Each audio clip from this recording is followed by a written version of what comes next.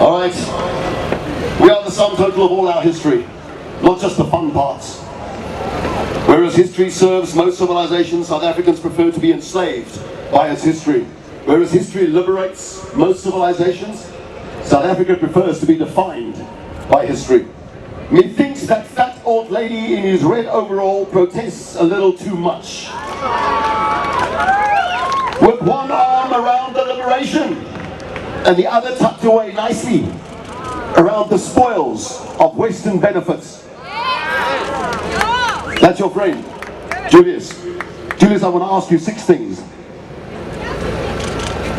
I know you're not here. Listen to these 6 things. You can only replace offensive historical figures once you are sure your leaders have not already repeated those offenses. Julius, you can only remove these former influential South African leaders' monuments once you have liberated yourself from leaders inferior to them. You can only replace statues once you feel you have secured the safety of your own symbols from bloodthirsty regimes like yours in the future. You're not safe if one day you're going to be ruled by people like you.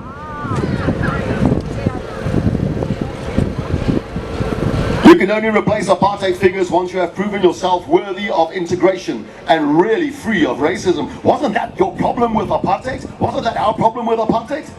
How is it that this government implements today more race-based rules than that woeful old regime? How? You can defile these heritage sites only once you're sure of the complete absence of the genocidal oppressors in your own ranks and history. Right now. It's bigotry, my last point, it's bigotry to remove monuments from colonialists while patronizing selectively the West's other contributions to South Africa, like reading and writing, like the sport you play, the tech you enjoy, the infrastructure you use, the roads you travel, the systems you embrace, and the English language you employ. Cecil John Rhodes' largest contribution to sub-Saharan Africa was the language that you are having the debates in about should his monument stay or go. That's bigotry. What statue then deserves to be standing here? Who are these infallible people? Oom Cecil, Tante Vic, Ojan, Oom Paul.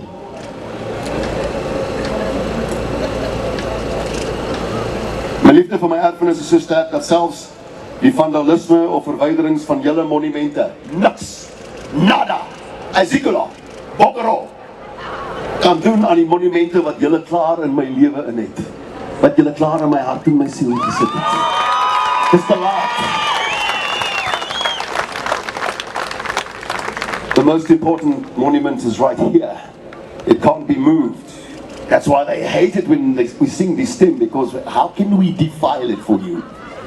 How can we take it and build it somewhere else? Because it's inside. I'm aware of English and Afrikaner activists on high alert right now to retaliate the moment any monument is removed. Have you forgotten that you also have not more time for retaliation? One of the other monuments we represent is civilization. We can raise our chins and walk past this kind of provocation. I'm going to ask you once more to do that today as well. This is not the time to retaliate and burn down other people's monuments. I know you feel like doing it. Not today. It's too easy. We give the government and the heritage councils the benefits of the doubt to fix this, or clean up after their apathy, because there will be nothing left.